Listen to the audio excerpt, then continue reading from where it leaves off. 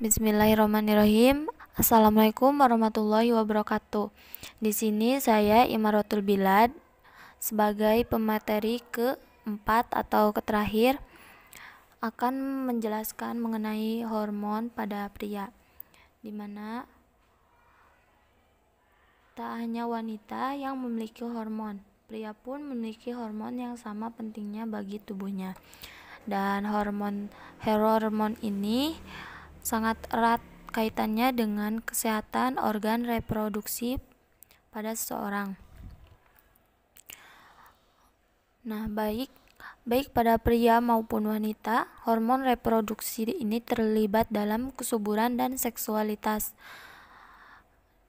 Hormon reproduksi ini mulai diproduksi dan bekerja mulai sejak memasuki masa remaja.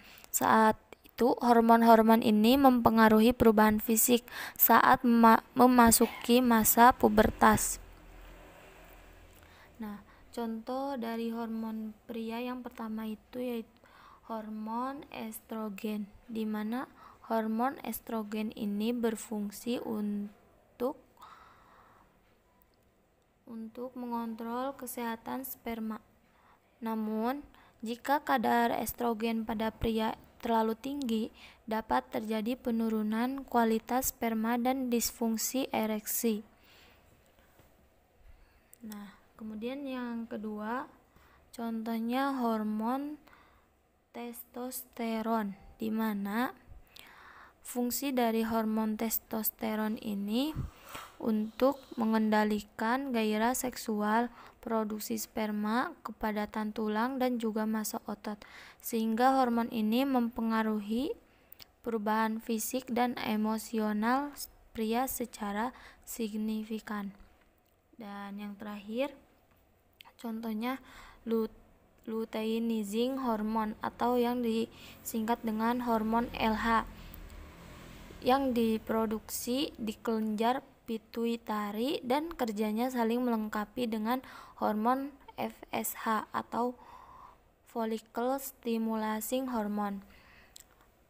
Nah, pada pria, LH ini berfungsi untuk merangsang produksi testosteron yang mempengaruhi tingkat produksi sperma. Selanjutnya, mengenai sistem reproduksi pada wanita.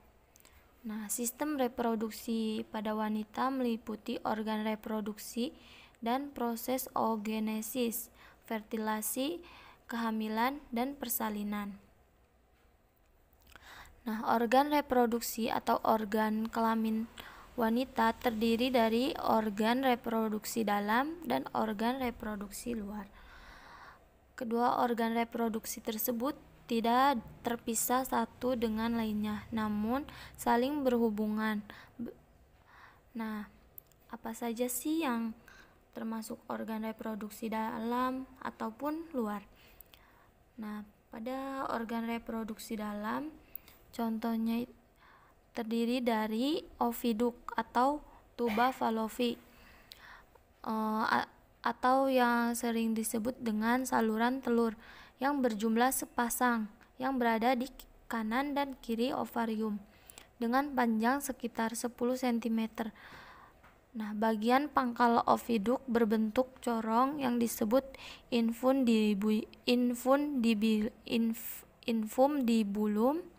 Nah, pada infundibulum terdapat jumbai-jumbai atau yang disebut fimbriae. Nah, fimbriae ini berfungsi untuk menangkap ovum yang dilepaskan oleh ovarium. Nah, ovum ini kemudian ditangkap oleh infundibulum akan masuk ke oviduk. Oviduk ini berfungsi untuk menyalurkan ovum dari ovarium menuju uterus. Nah, selanjutnya itu terdapat uterus. Uterus ini atau disebut dengan rahim, kantong peranakan, merupakan rongga pertemuan oviduk kanan dan kiri yang berbentuk seperti buah pir, dan bagian bawahnya itu mengecil yang disebut serviks atau leher rahim. Uterus pada manusia berfungsi sebagai tempat perkembangan zigot. Apabila terjadi fertilisasi,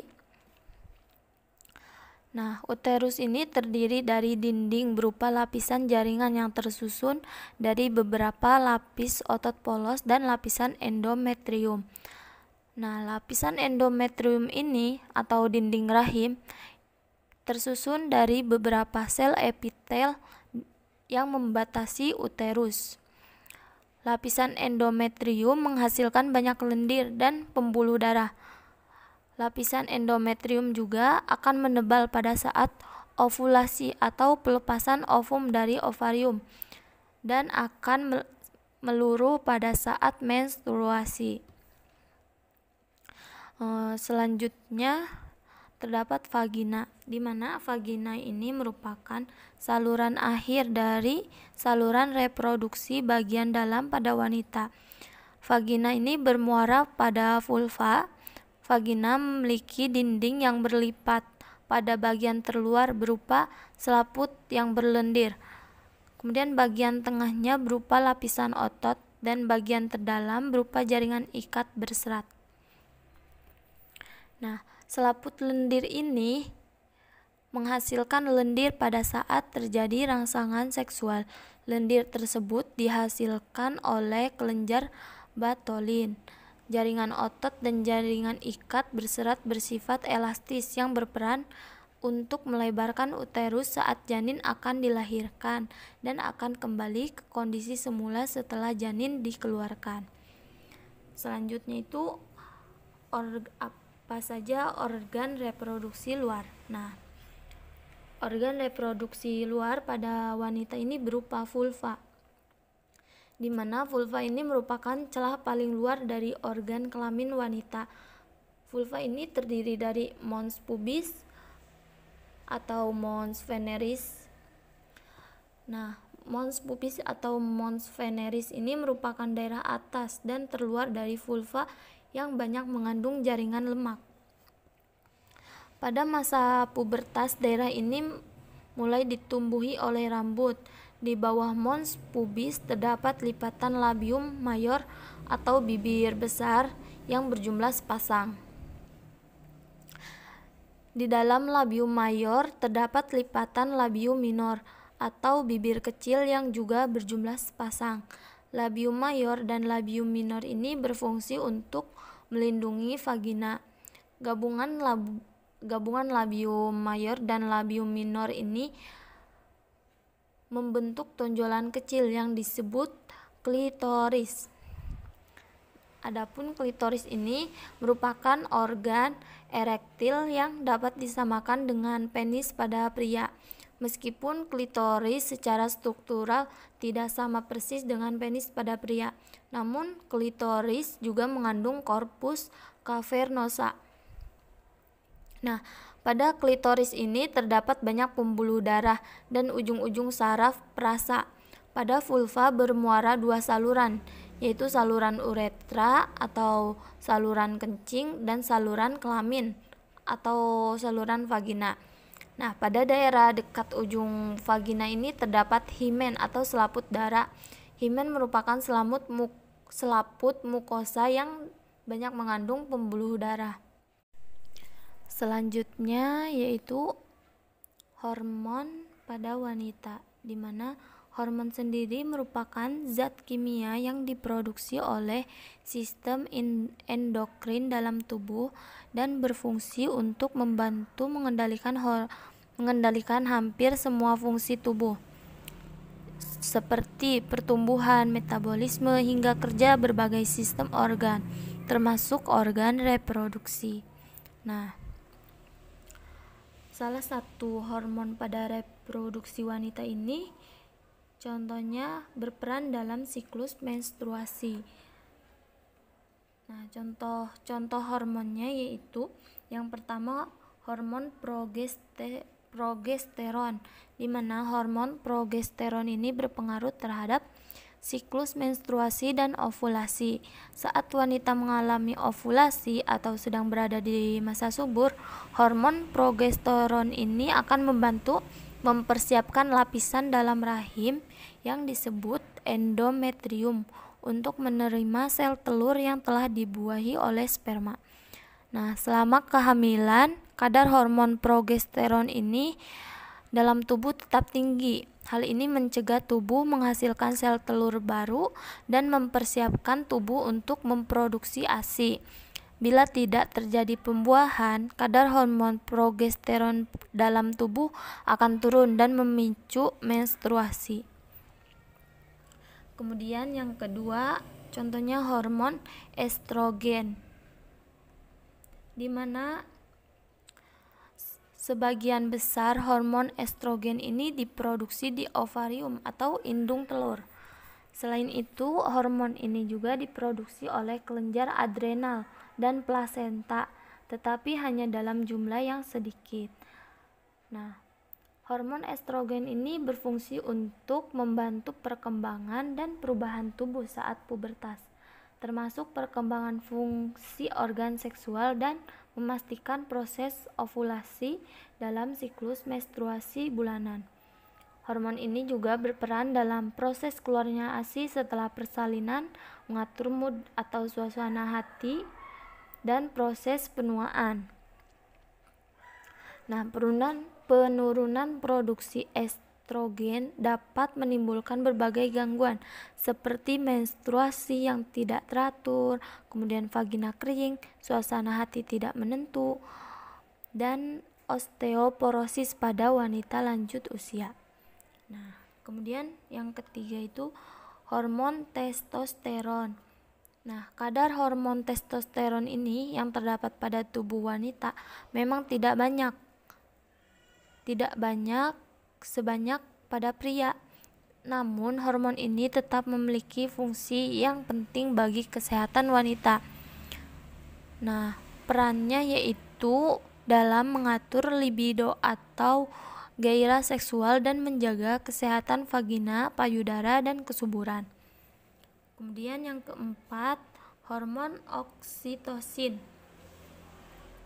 di mana hormon oksitosin yang diproduksi oleh kelenjar hipofisis di otak ini umumnya akan meningkat selama kehamilan, khususnya ketika menjelang persalinan.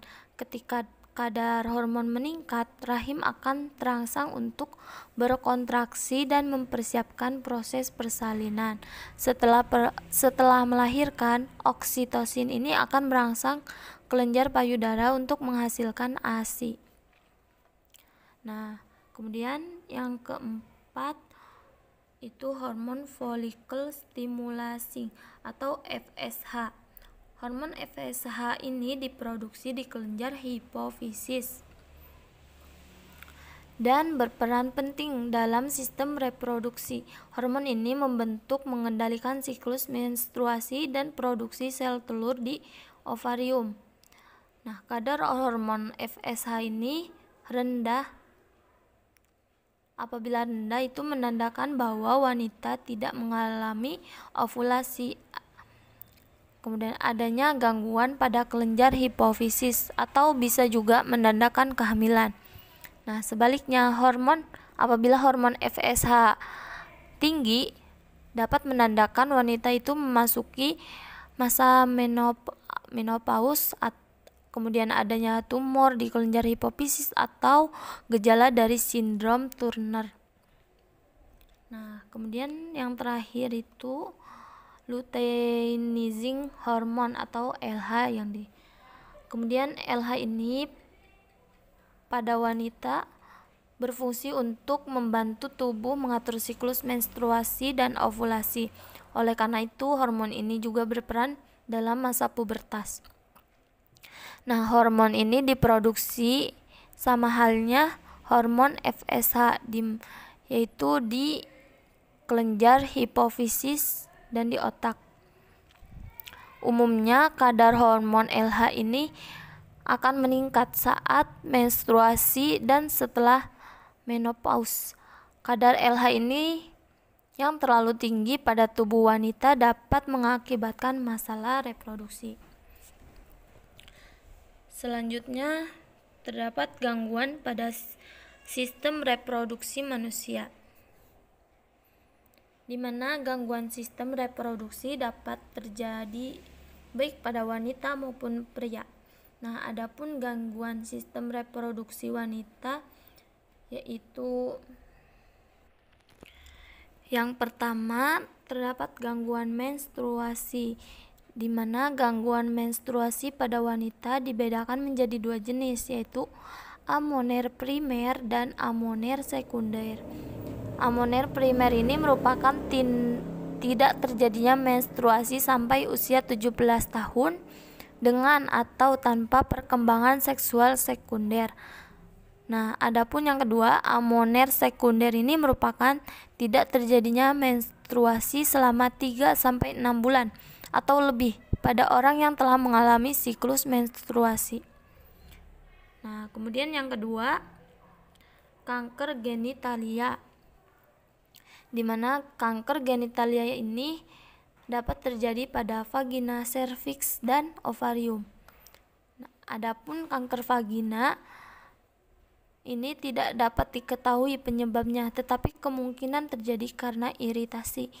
Iritasi tersebut diantaranya disebabkan oleh virus. Pengobatannya antara lain dengan kemoterapi dan bedah laser. Kemudian yang kedua, kanker serviks. Kanker serviks ini merupakan keadaan di mana sel-sel abnormal tumbuh di seluruh lapisan epitel serviks. Nah, penanganannya yang dilakukan untuk kanker serviks ini yaitu mengangkat uterus, oviduk, ovarium, sepertiga bagian atas vagina, dan kelenjar limfe panggul.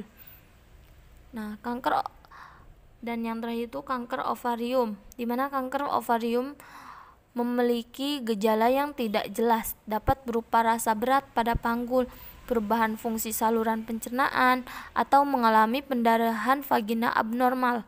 Nah, penanganan pada kanker ovarium ini dapat dilakukan dengan pembedahan dan kemoterapi. Kemudian yang ketiga, endometriosis, di mana endometriosis ini merupakan keadaan di mana jaringan endometrium terdapat di luar uterus, yaitu dapat tumbuh di sekitar ovarium, oviduk, atau jauh di luar uterus, misalnya di paru-paru.